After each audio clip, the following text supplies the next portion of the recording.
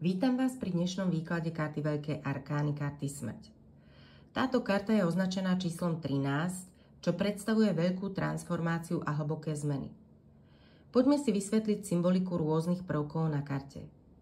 Ako prvé si všimneme smrtku v brnení na bielom koni. Samotná smrtka symbolizuje nevyhnutný koniec. Treba si ale uvedomiť, že každý koniec nám zároveň otvára cestu k novým začiatkom.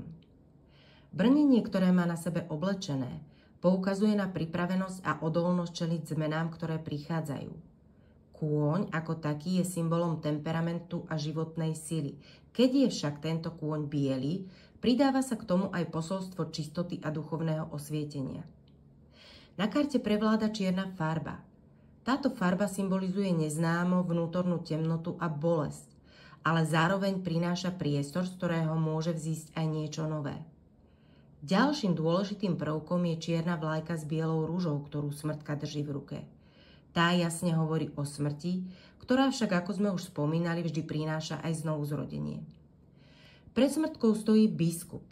Ten nám pripomína duchovnú silu a odkazuje, že aj keď je zmena bolestivá, vždy má svoj vyšší zmysel. Keď sa pozrieme na obzor, vidíme zapadajúce slnko.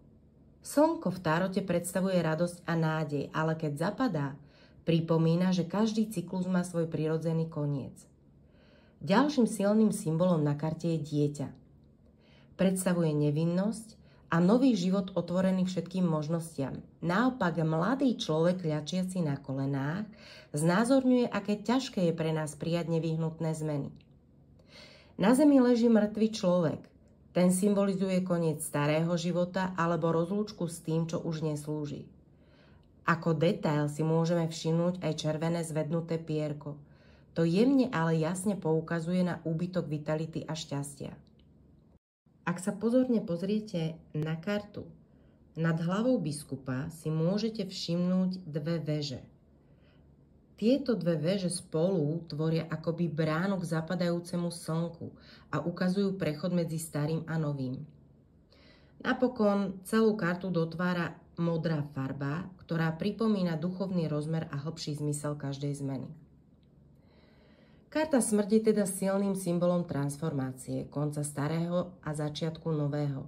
Prináša posolstvo, že ak chceme napredovať, musíme uvoľniť priestor pre nové príležitosti. Aj keď môže pôsobiť hrozivo a prinášať výzvy, v konečnom dôsledku vedie k rastu, uzdraveniu a novým možnostiam. Ak vás tento výklad zaujal a chceli by ste sa dozvedieť viac o symbolike tejto karty, celý rozšírený výklad karty smrť nájdete na mojej stránke. Odkaz nájdete dolu v popise pod videom.